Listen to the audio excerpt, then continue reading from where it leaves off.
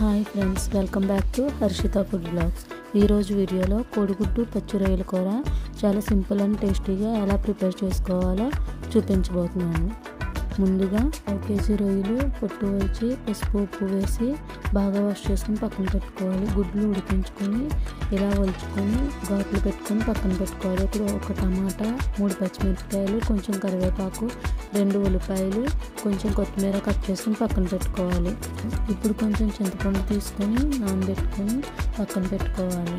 ఇప్పుడు స్టవ్ మీద ఒక గిన్నె పెట్టుకొని స్టవ్ వెలిగించుకొని 2 టేబుల్ స్పూన్ల ఆయిల్ వేసుకొని 1/2 టేబుల్ స్పూన్ పసుపు వేసుకొని ముందుగా ఉడికించి పెట్టుకున్న గుడ్లు వేసుకొని బాగా వేగించుకోవాలి.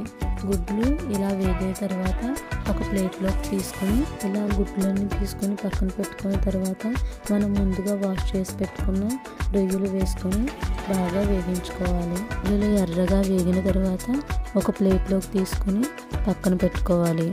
రొయ్యలన్నీ ఇలా ఒక ప్లేట్లోకి తీసుకున్న తర్వాత కొంచెం కరివేపాకు వేసుకొని బాగా వేగించుకొని ముందుగా కట్ చేసి పెట్టుకున్న ఉల్లిపాయ ముక్కలు వేసుకొని బాగా కలుపుకోవాలి. పచ్చిమిరపకాయ ముక్కలు వేసుకొని ఒకసారి కలుపుకొని 1 స్పూన్ సాల్ట్ వేసుకొని ముందుగా కట్ చేసి పెట్టుకున్న టమాటాలు వేసుకొని ఒకసారి కలుపుకొని మూత పెట్టి 2 నిమిషాల పాటు మగ్గనివ్వాలి. ఇలా మగ్గిన తర్వాత 1 టేబుల్ స్పూన్ అల్లం వెల్లుల్లి పేస్ట్, కొంచెం కొత్తిమీర వేసుకొని ఒకసారి బాగా కలుపుకొని 3 నిమిషాల పాటు మగ్గనివ్వాలి.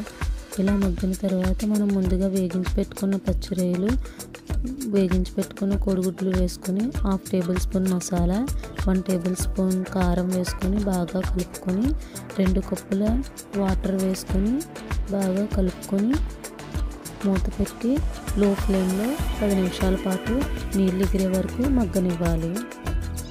ఇలా మగ్గిన తర్వాత మనం ముందుగా నానబెట్టిన చింతపండు పులుపు వేసుకొని ఒకసారి బాగా కలుపుకొని మూత పెట్టి 5 నిమిషాల పాటు లో ఫ్లేమ్లో మగ్గనివ్వాలి. నీళ్ళన్నీ ఎగిరి నూనె పైకి తేలినప్పుడు కొత్తిమీరతో గార్నిష్ చేసుకొని ఒక బౌల్లోకి సర్వ్ చేసుకుంటే సింపుల్ అండ్ టేస్టీ ఫుడ్ అయిన కోడిగుడ్డు పచ్చి రొయ్యల కూర రెడీ. మీరు కూడా తప్పకుండా ట్రై చేయండి, చాలా టేస్టీగా ఉంటుంది. నా వీడియో కనుక మీకు నచ్చినట్లయితే ప్లీజ్ లైక్ చేయండి, అలాగే సబ్స్క్రైబ్ కూడా చేయండి.